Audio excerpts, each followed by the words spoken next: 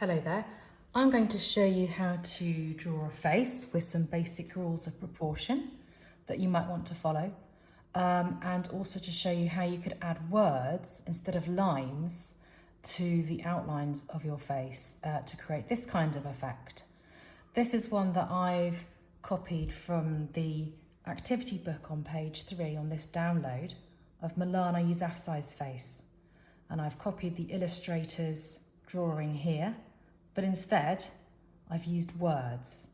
So for example, on the eyes, I've written eyes, nose. Then for the hijab, I've written hijab, and so on. So I've replaced the lines with words actually describing what those lines delineate on the face.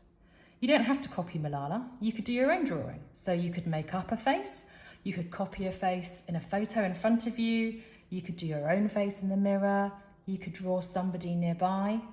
It's up to you. And if you do want some top tips on how to get the proportions of the face right and the features in the correct places, I'm going to show you how to do this with a pencil, a rubber, and a biro.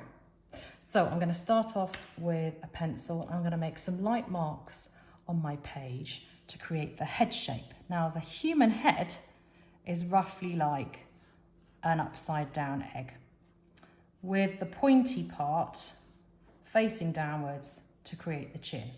Obviously every human being is different. These are just some standard rules that are generalised to help you try to get these measurements correct. So we have our head shape, the upside down egg. Remember, this isn't just the face, this is the whole head. One error that lots of people make is that they treat this area here as the whole face, and then they add the hair on top. Actually, this is the whole head we're working on here.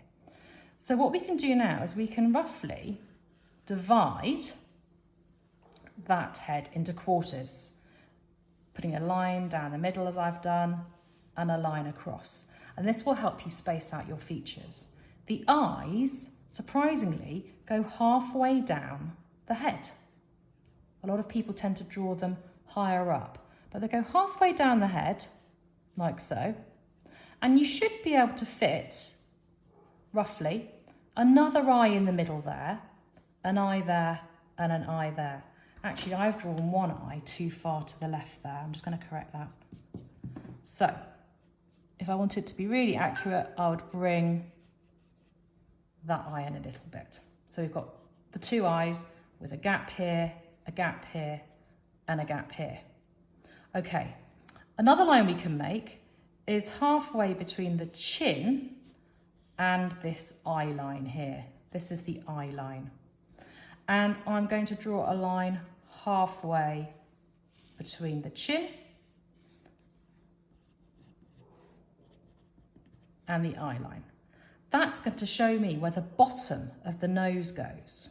All right, so that's the bottom of the nose.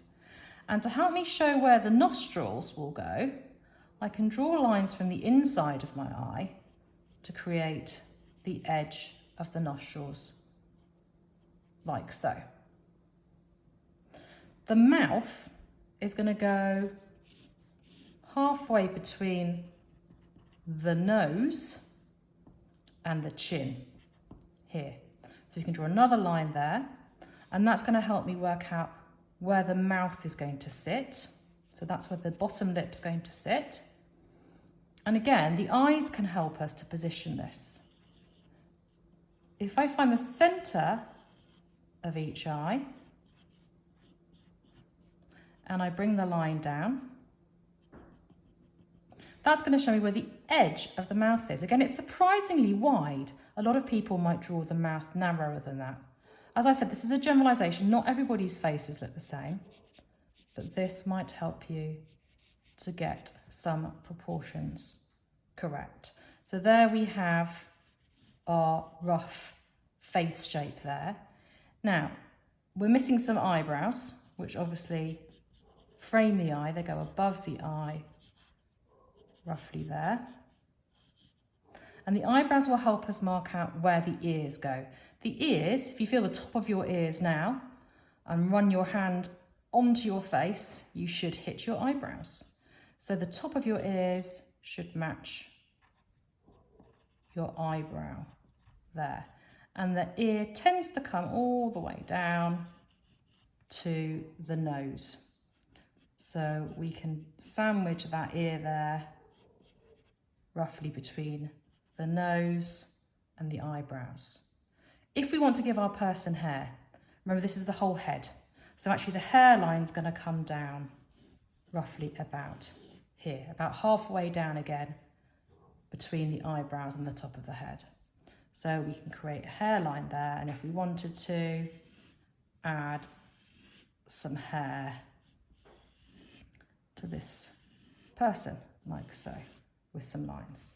Right, there's a rough face with some pretty good proportions, following some basic rules there. If I want to now draw this using words, you could use any words you like. You could use the words of a poem, the words of a song, words from a story. To keep this simple, I am going to use the actual features as words. So where the brow is, I'm going to write brow, brow, brow, brow, following that line. And here for the eye, I'm going to write eye, over and over. It's easier actually if you do it joined up, just so that your hand starts to flow a bit across the paper, like so. And then I might continue to write eye upside down, that's tricky. Eye, all the way around. Okay, I'm going to not go over the guidelines because they're going to be rubbed out later. I'm just going to concentrate on the features. Here's my ear, ear, ear. Obviously you can turn the page around to help you here. Mine is fixed to the table to make sure it's in the right position for the camera. Be easier if I could flip the paper around. Now we have nose, nose, nose, nose, and so on, okay?